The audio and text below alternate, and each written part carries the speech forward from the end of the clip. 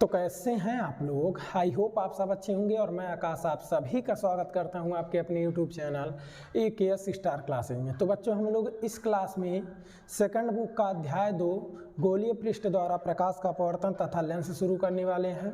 और इस पॉइंट को बच्चों जैसा कि हम जानते हैं प्रत्येक अभ्यास में हम लोग 3 पार्ट करते हैं, यही इस अभ्यास का पहला पार्ट होने वाला है। इसमें देख पा रहे हैं कि यहाँ पे हमें 2 पॉइंट्स इस अध्याय में जिक्र किया गया है। एक क्या गोलीय पृष्ठों पर प्रकाश का अपवर्तन और दूसरा क्या बच्चों लेंस, यानी गोलीय पृष्ठों पर प्रकाश का अपवर्तन और क्या बच्चों लेंस। तो हम लोग इस पार्ट में अपने गोलीय पृष्ठों द्वारा प्रकाश के अपवर्तन को समझेंगे।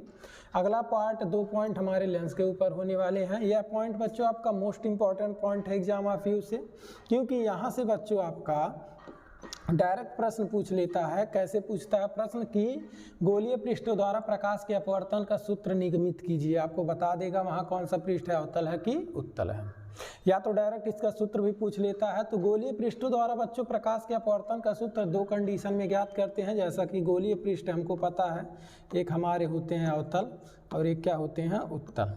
क्लियर है बच्चों, यानी एक क्या होता है उत्तल और एक क्या होता है अवतल। यानी यह 2 पृष्ठ हमारे गोलीय पृष्ठ के अंतर्गत आएंगे।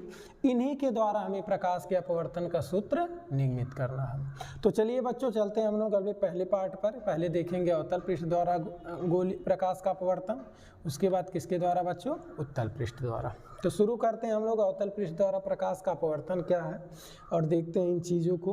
प्रश्न भी साथ में देखेंगे किस तरह से पूछेगा। देख पा रहे हैं कह रहा है क्या, अवतल पृष्ठ द्वारा प्रकाश का अपवर्तन।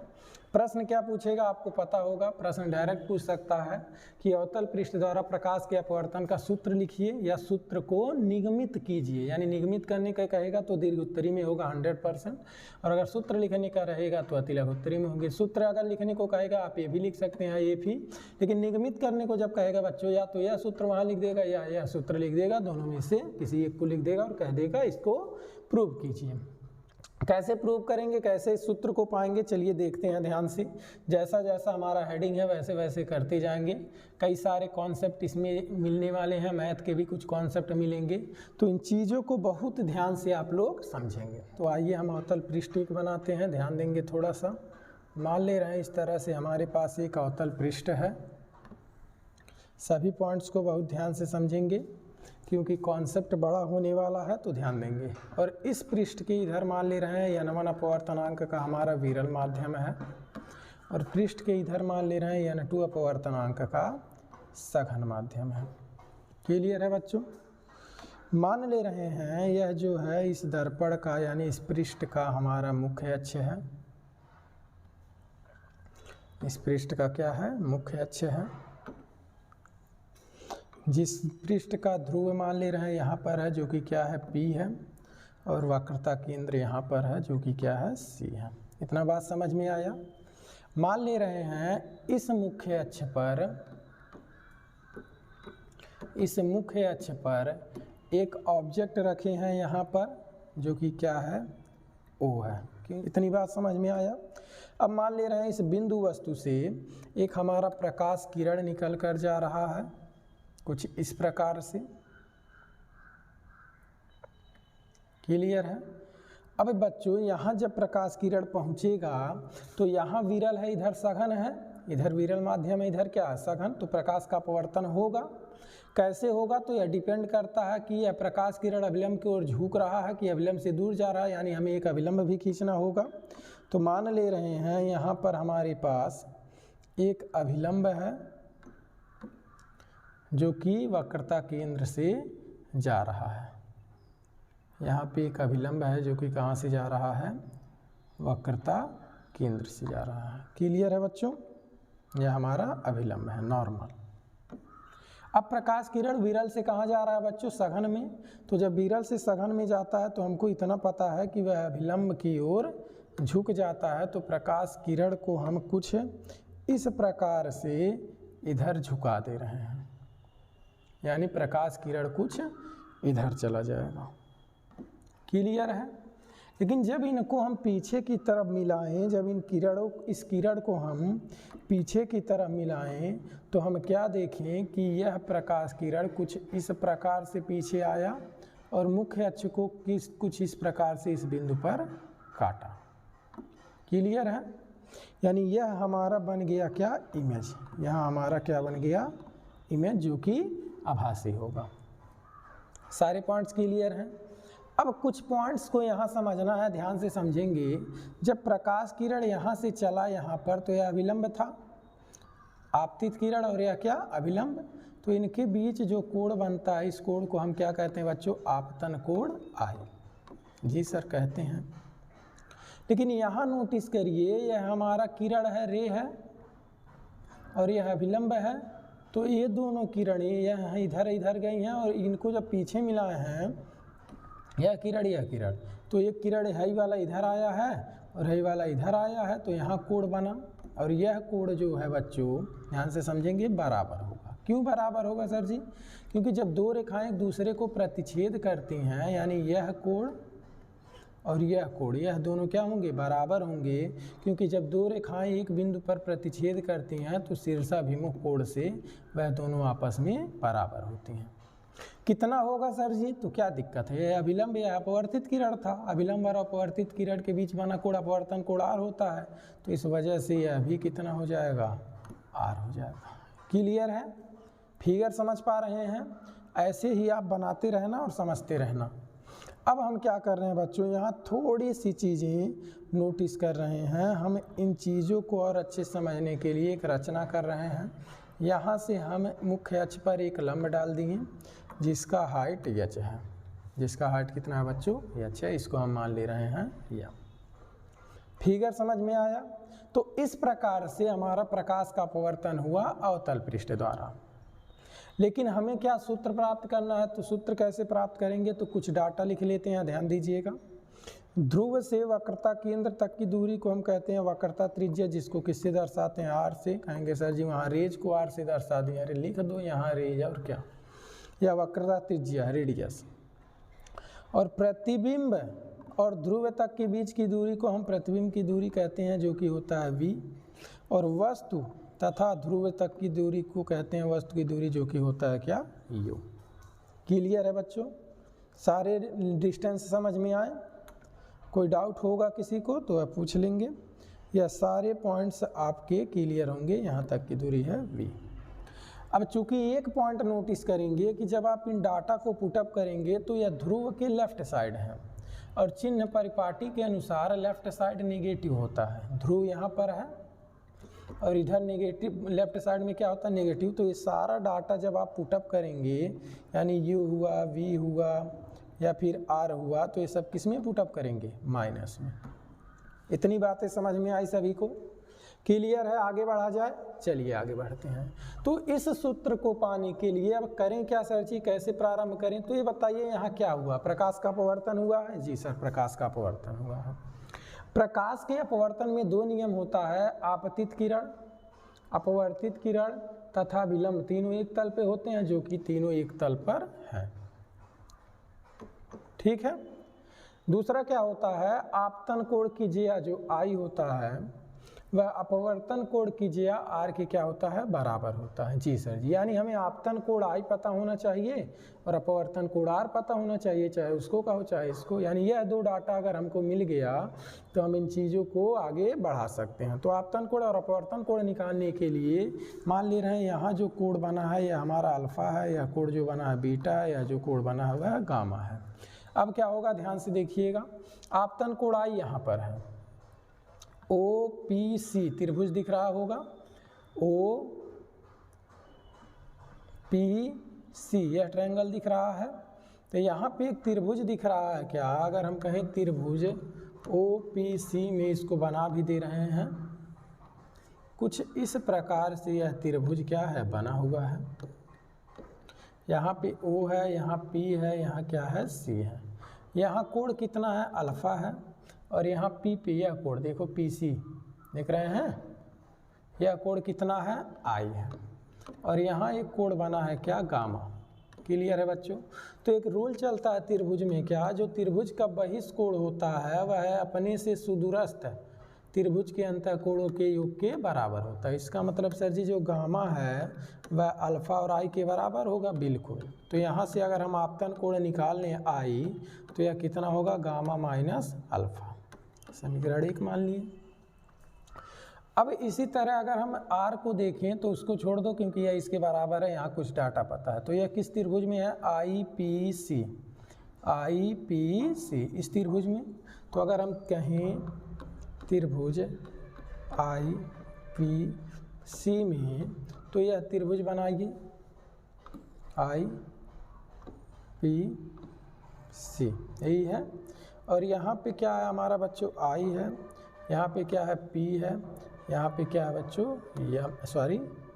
यह ट्रायंगल लेना है तो यहाँ से यहाँ तक ले लीजिए, C है, ठीक है। यानी यह हमारा त्रिभुज है IPC। अब यहाँ पे कैसे एंगल है ध्यान दीजिएगा। I कितना है? बीटा है, और यहाँ P कितना है? P, IPC, तो यही तो कोण हमारा था R। जी सर जी, R है, और यह कितना है? गामा है। तो ये भी बाहर वाला कोण इन दोनों के योग के बराबर होगा, यानी यहाँ से कह सकते हैं gamma is equal to beta plus R। तो यहाँ से अगर R निकालते हो तो R बराबर होगा गामा माइनस बीटा, समीकरण 2। दोनों इक्वेशन समझ में आए। अब जब दोनों इक्वेशन समझ में आए तो अब हम लोग यहाँ पे स्नेल का नियम लगाते हैं और इन चीज़ों को आगे बढ़ाते हैं।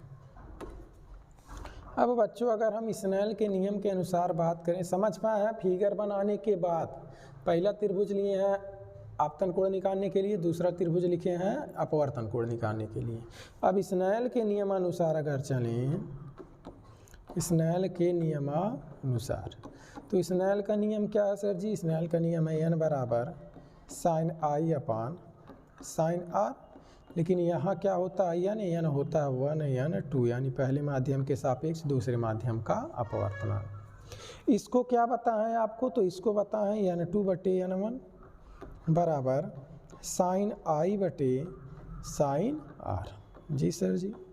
तो यहाँ से अगर बच्चों हम इसको लिखना चाहें तो इसको लिख सकते हैं n2 साइन R और n1 साइन I होगा। अब आगे बढ़ते हैं। अब ध्यान दीजिएगा बच्चों, तो यहाँ पे यह जो एंगल आपतन कोण I और अपवर्तन कोण R दिख रहा है, इस चीज़ों को अगर समझने के लिए ध्यान से समझेंगे, आपतन कोण I और अपवर्तन कोण R जो है, ये जो एंगल्स हैं बच्चों आप देख पा रहे हो अति सूक्ष्म होते हैं, ठीक है ना। यहाँ हम स्पष्ट इसको लिख दे रहे हैं, चूँकि कोण R व कोण I अति सूक्ष्म होते हैं। कोण R व कोण I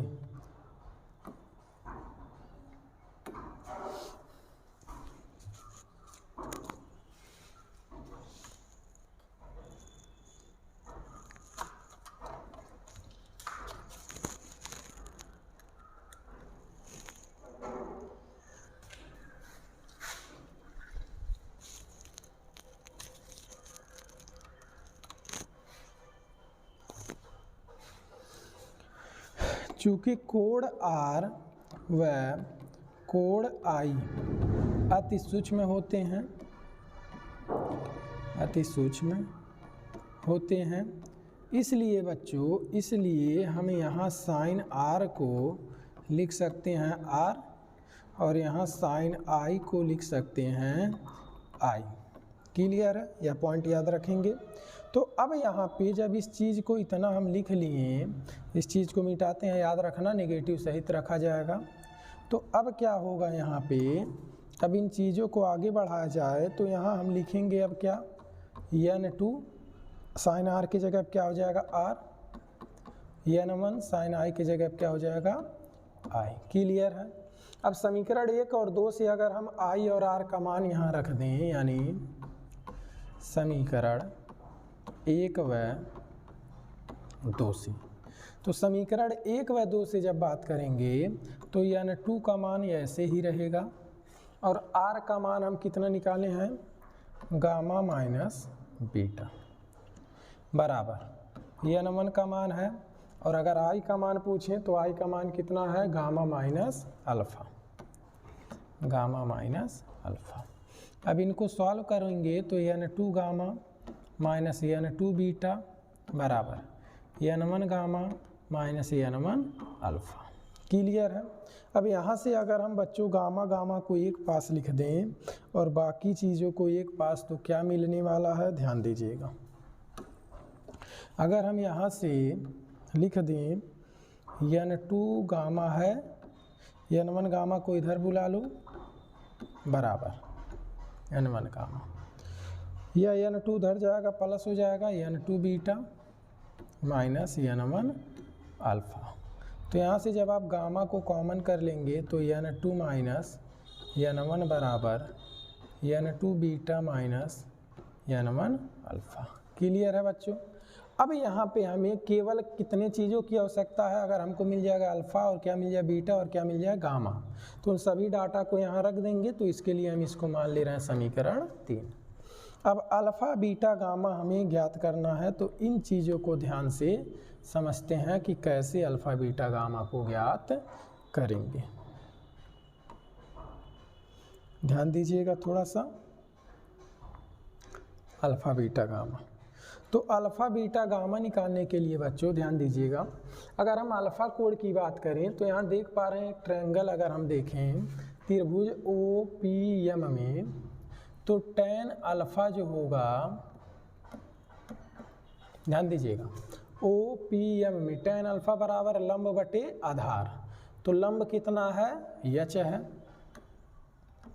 आधार कितना है, तो OM आधार है, कितना है दूरी, u है। कहेंगे सर जी ये तो p है। बच्चों यह दूरी इसके बहुत समीप होता है, m जो होता है p के क्या होता है, बहुत समीप।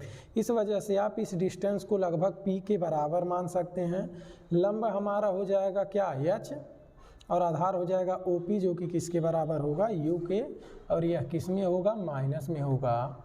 क्योंकि बच्चों यहाँ हम बताए हैं कि आप ये सारा डाटा लेफ्ट साइड में है UVR, तो यह किस में होगा, माइनस में। समझ पाए। क्लियर है। अब अभी जस्ट बताएं हैं जब आई और आर सूक्ष्म होते हैं, उसी प्रकार अल्फ़ा बीटा गामा भी बहुत छोटे कोण होते हैं। तो आप tan अल्फ़ा को केवल अल्फ़ा लिख सकते हैं, यानी h/-u। अल्फ़ा पता चला। अब बीटा को देखा जाए तो बीटा में यहाँ देखिए IPM इस त्रिभुज में, तो tan बीटा जो होगा ये अभी लंब बटे आधार, लंब तो h ही होगा, लेकिन आधार यहाँ से यहाँ तक की दूरी नहीं पता है, लेकिन यहाँ से यहाँ तक की दूरी कितना है, v है, जो कि इमेज है, और इमेज की दूरी क्या होती है, v। तो यहाँ से यह दूरी मिल रहा है, लेकिन यह इसके समीप होते हैं, तो यह दूरी न लेके डायरेक्ट आप यहाँ से ले लीजिए, जो कि इसके बराबर होगा। कितना होगा, v, ये भी माइनस में होगा क्योंकि लेफ्ट साइड है, तो इसको हम लिख सकते हैं beta is equal to h/-v। इसी प्रकार अगर गामा निकालते हैं तो लंब बटे आधार, लंब h है, c वक्रता केंद्र, दूरी कितना, r। तो यह आपका हो जाएगा tan गामा बराबर h/-r, या फिर इसी को कह सकते हैं गामा बराबर h/-r। क्लियर है बच्चों, समझ पाए। इन सभी वैल्यू को समीकरण 3 में रख दीजिए। अल्फ़ा बीटा व गामा का मान समीकरण 3 में रखने पर,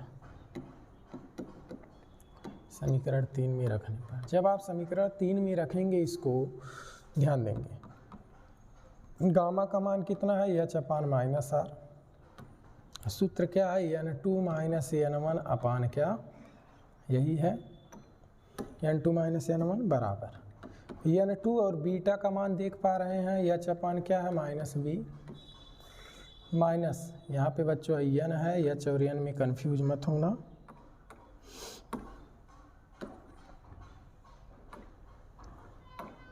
तो यहाँ पे n2 h/-v minus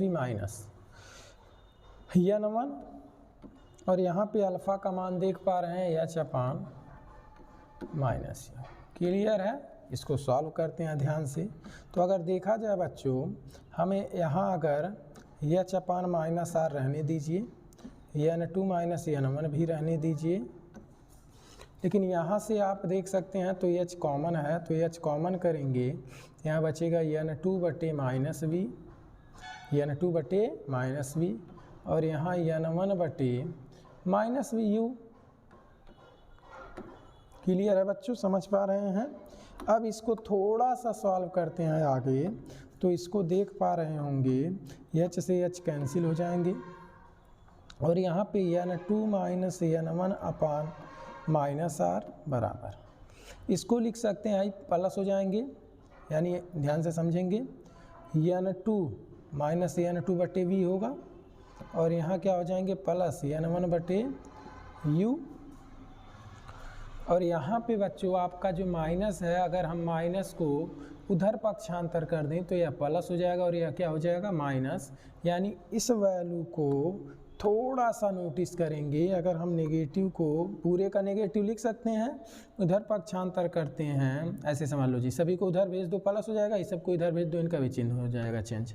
n2 minus n1, n2 minus n1 बटे r, जब नेगेटिव को आप उधर पक्षांतर करेंगे तो यह माइनस था क्या हो जाएगा प्लस, और यह प्लस था क्या हो जाएगा माइनस। समझ पाएँ?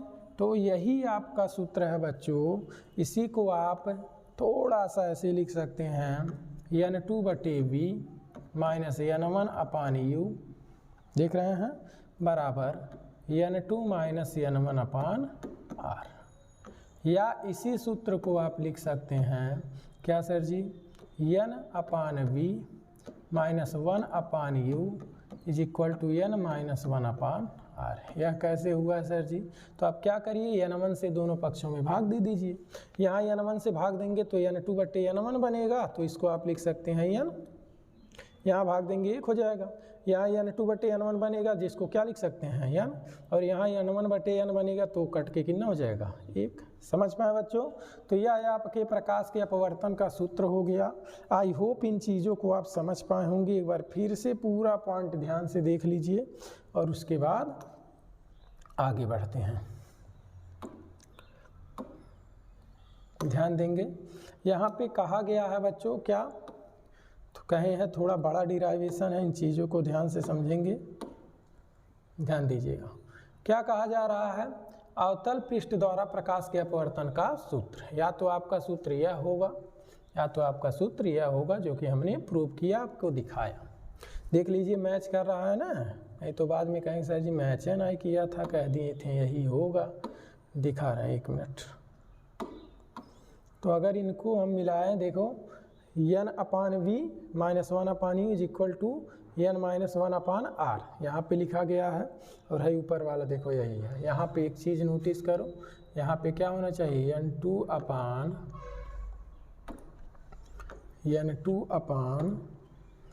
v माइनस n1 अपान u, यह होना चाहिए था। क्लियर है बच्चों? समझ पाए? यह डाटा पूरा क्लियर है। तो यह हमारा प्रकाश के अपवर्तन का सूत्र होता है, जिसको हमने प्रूव कर लिया। आई होप आप लोग समझ पाए होंगे। पूरा वीडियो फिर से अगर नहीं समझ पाए, एक एक पॉइंट बहुत ध्यान से देखते चलेंगे, लिखते चलेंगे, तो सारी चीज़ें आपको क्लियर हो जाएंगी। ठीक इसी प्रकार बच्चों आपका उत्तल पृष्ठ द्वारा प्रकाश के अपवर्तन का सूत्र होता है। आप स्वयं इसको इस प्रकार से फिगर बनाएंगे और इस तरह से मुख्य अक्ष को दर्शाएंगे, वस्तुओं को रखेंगे, सारी चीज़ें सेम होने वाली हैं। सूत्र भी आपका सेम आने वाला है, n upon v minus 1 upon u is equal to n minus 1 upon r। यह सूत्र भी आपका सेम आने वाला है। आप जरूर इसको सेल्फ स्टडी करेंगे, इस पॉइंट को तुरंत इसको कंप्लीट करने के बाद इसको प्रूव करेंगे। अगर नहीं आ रहा है तो कमेंट करेंगे, जरूर इसको भी बता दिया जाएगा। तो आई होप इस पॉइंट को समझे होंगे। गोलीय पृष्ठ द्वारा प्रकाश का अपवर्तन हमें 2 पॉइंट में पढ़ना था, अवतल पृष्ठ और उत्तल पृष्ठ। अवतल पृष्ठ हमने करा दिया, उत्तल पृष्ठ आपका होमवर्क है, जरूर इसको प्रयास करेंगे। अगले पार्ट में हम लोग लेंस को देखेंगे। आज के लिए इतना ही, मिलते हैं नेक्स्ट वीडियो में। तब तक के लिए धन्यवाद। All the very best.